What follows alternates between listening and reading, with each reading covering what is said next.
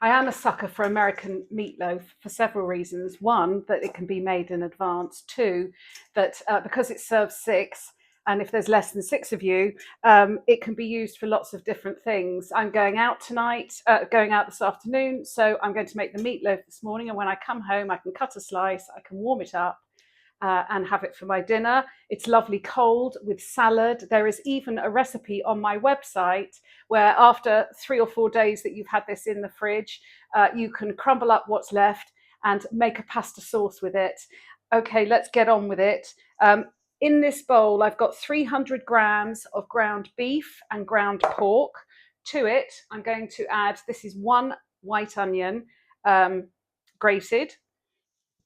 I've got 2 cloves of garlic, which I have mushed up with just a little pinch of salt. I've got 50 grams of ketchup. It's so easy. I love it. Just everything goes in a bowl. 100 grams of fresh breadcrumbs, which go in the pot. 2 lightly beaten eggs. Herbs are 2 tablespoons of chopped parsley and 2 teaspoons of chopped fresh thyme. If you haven't got fresh thyme, use a tablespoon of dried thyme. And a teaspoon of salt. A few drops of Tabasco. That is optional. It's not optional for me. I love it. Now it's time to get dirty. Get your hands in and squish it all together, making sure that absolutely everything is completely combined. Preheat your oven to 200 degrees. As usual, I've always forgotten something. A good grinding of black pepper.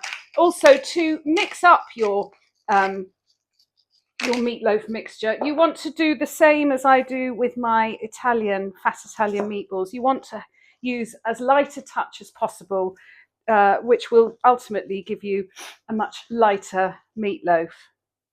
I'm going to wash my hands. I like quite a rustic freeform meatloaf, so I don't bake mine in a loaf tin. In a roasting pan, I've got a metal tray. On top of the metal tray, I've got a piece of baking parchment. Top tip for this, you can see I sort of curled up the sides. If you run your paper underwater and scrunch it up, it becomes much more pliable. So I've just roughly pulled up the sides. I'm going to take the meatloaf mixture, plonk it on, and I'm going to form it into a sort of an oblong shape. Make sure it's an even thickness the whole way along. In this bowl, I've got 50 grams of ketchup, 2 tablespoons of brown sugar, and a teaspoon of mustard powder. Give it a good mix until it's well combined. There we go. Whoops. Spoon it on the top and spread it over. This will go in the oven for 55 to 60 minutes. If you want to finish it off with a little bit of finely chopped rosemary, take it out of the oven 5 or 6 minutes before the end and just sprinkle it with rosemary. Don't put the rosemary on now or it will burn to a crisp. I'll see you in an hour. And here it is. If you're going to eat it now, leave it for 10 minutes before you slice it. And here we are having the meatloaf. I've got a slice of meatloaf.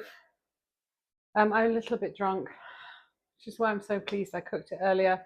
Slice of meatloaf. I have mixed up some extra tomato with mustard and sugar because I'm going to just smear a tiny bit on top because I love it so much. This I'm calling lazy mash.